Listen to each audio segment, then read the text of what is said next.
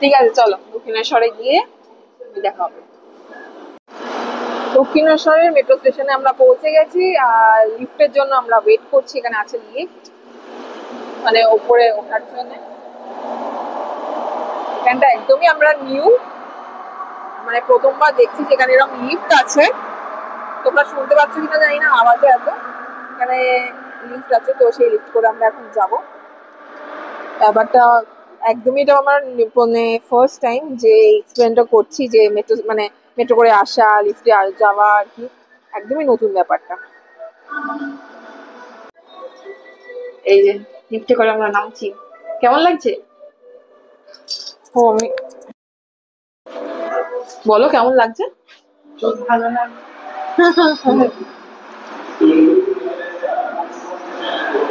Lift করে নেমে তলায় চলে এসেছি। ব্যাপারটা হচ্ছে ওই সিঁড়িটা দিয়ে দুটো জুম করে দেখাচ্ছি, ওই সিঁড়িটা দিয়ে ভেঙে তাই আমরা মানে লিফটে করে চলে যাচ্ছি। সবকিছু নতুন এক্সপিরিয়েন্স নিচ্ছি, ভালোই লাগছে নতুন এরকম এক্সপেরিমেন্ট করতে আর কি। মেট্রো স্টেশনের ভিতরে এরকম সুন্দর সুন্দর কিছু দোকান আছে।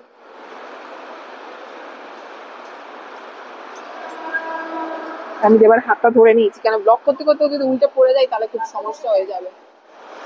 ছেড়ে দিয়েছি একদমই, সবাই ছোটাছুটি করছে। আমরা পৌঁছে গেছি, আর কিছুক্ষণের অপেক্ষা, দেন মায়ের মন্দিরে পৌঁছে যাবো।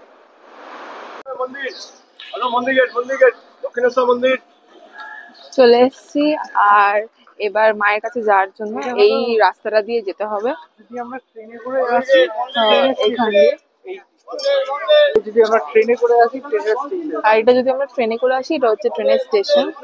মায়ের মন্দিরে আসার জন্য এটা ট্রেনের স্টেশন, ইস্টার্ন রেলওয়ে লেখাই আছে। এখানে অটো আছে, অটো কোনোভাবে আপনারা আসতে পারেন। অটো আপনাকে একদম মায়ের মন্দিরের গেটের সামনে পৌঁছে দেবে, রিক্সা আছে, রিক্সা সেটা আপনাকে পৌঁছে দেবে। অটো, টোটো, রিক্সা সব রকমেরই আর কি এখানে ব্যবস্থা আছে।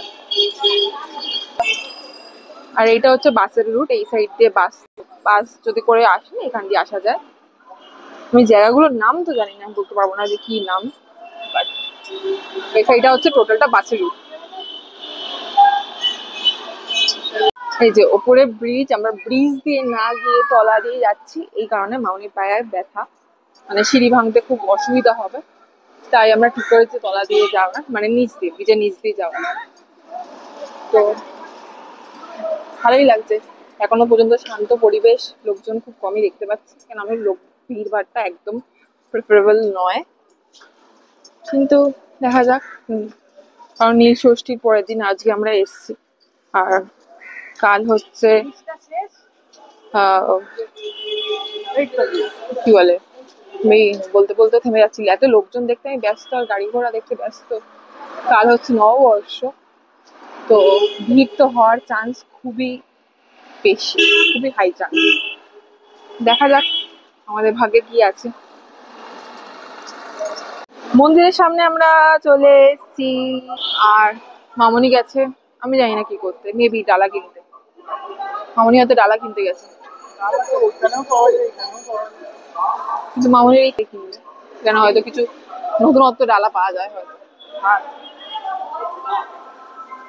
আচ্ছা, এই গেটের সামনে, আপনাদের দক্ষিণেশ্বরের গেটের সামনেই ঠিক এইদিকে বিভিন্ন রকমের খাবার দোকানও আছে। আপনারা মানে কেউ যদি লাঞ্চ করতে চান সেটাও করতে পারেন। চলতে চলতে কথা বলা যাক। বহু যুগ পর এলাম আর কি দক্ষিণেশ্বরের মন্দিরের ভেতরে, কি করে বোঝাই যে কি ভালো লাগছে। অনেকে ডালা দিয়ে পুজো দিয়ে বেরাচ্ছে, অনেকে সবাই পুজো দিতে যাচ্ছে। এই যে এটা হচ্ছে গেটটা, ব্রিজের গেট, যেখান দিয়ে লোকে বেরাচ্ছে, আর আমরা হচ্ছে ঢুকছি মায়ের মন্দিরে। এটা হচ্ছে এন্ট্রান্স।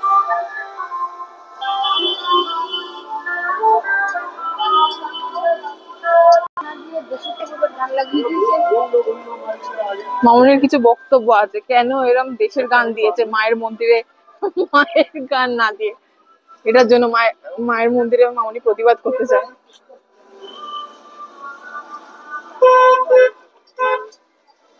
বাহ, জায়গাটা দেখুন, অসম্ভব সুন্দর পরিষ্কার একটা জায়গা, যেখানে আসলে মনটা জুড়িয়ে যাওয়া হচ্ছে মানে কম্পালসারি। আমি ভাষা খুঁজে পাচ্ছি না, কারণ অনেকদিন পর এসছি, রোদটা এখন কম আছে, বাট লোকের ভিড় আমি দূর থেকে দেখতে পাচ্ছি প্রচুর। যত সামনে গেছে তত লোকের ভিড় বাড়ছে। তখনই দেখেছি। এই যে মায়ের মন্দিরের চূড়াও দেখা যাচ্ছে, আমি উপর থেকে জুম করে দেখাচ্ছি।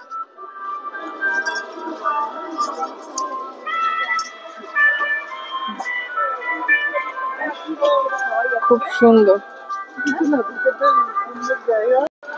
ভেতরে মনে হয় ক্যামেরা অ্যালাউ না, আমি ঠিক জানি না, আর অ্যালাউ হলেও আমি ক্যামেরা নিয়ে যাওয়া প্রেফার করছি না। যত সম্ভব, যতটা জানি 100% না হলেও যে ক্যামেরা নিয়ে যাওয়া অ্যালাউ নয়, তাই এখানে অবধি আমি রাখছি আর কি। ভিডিওটা পরে অ্যাড করে দেবো অন্য ক্লিপিংস গুলো।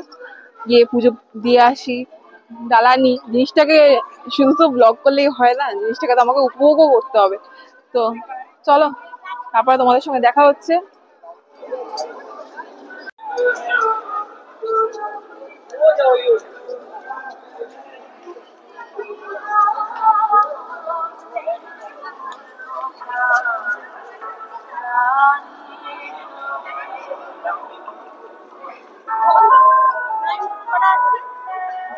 পুজো দেওয়া হয়ে গেছে, এখন আমরা চলে এসেছি খেতে।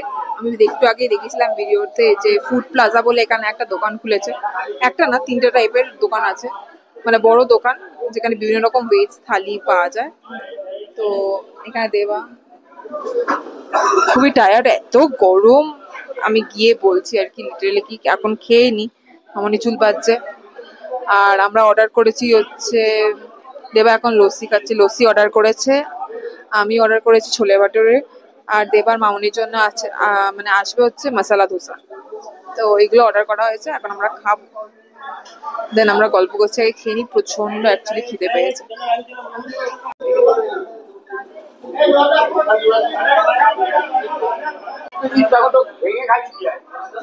খাওয়া আমাদের হয়ে গেছে, এবার এখান থেকে আমরা বেরিয়ে যাচ্ছি। আমরা নিয়েছি হচ্ছে ঘোষ প্রভু থেকে, আমরা ভোজালয় যেটা ফুড প্লাজা, আমরা প্রভু থেকে খেয়েছি। আর খেয়ে তো খুবই খাবার ভালো লাগলো। এখানে 3টে দোকান আছে, একটা হচ্ছে গোপাল, একটা হচ্ছে প্রভু, আর একটা হচ্ছে সামথিং জয়মা। ওই যে জয়মা, 3টে দোকান। আর প্রভুদের মানে জুম আউট করে দেখাচ্ছি, এটা ওদের 2টো আউটলেট। খাবার দাবার খুবই ডিলিশিয়াস ছিল।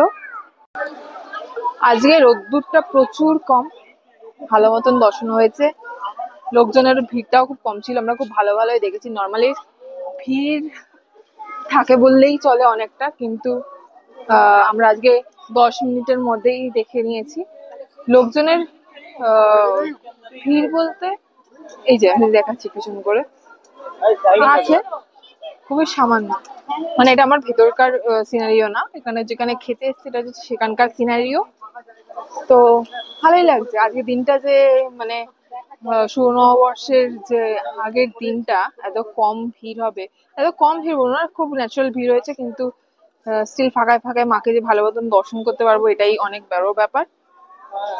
তো ভালোই লাগছে, তোমরা আসতে পারো, কিন্তু কাল যত সম্ভব প্রচন্ড ভিড় হতে চলেছে। রোদ নেই, কিন্তু রোদের আছে ভাব। কিরম অবস্থা বলুন তো। এবার আমরা মানে বাড়ি ফেরার পথে এবার আমরা স্কাই ওয়াক দিয়ে যাব, সেটা আপনাদের দেখাবো। সেখানে অনেক দোকানপাট আছে শুনেছি, ওখান থেকে কিছু কেনার আছে। এটা কিছু বলতে কি, এটা শিবলিঙ্গ কেনার আছে। তো দেখুন কেমন লাগছে।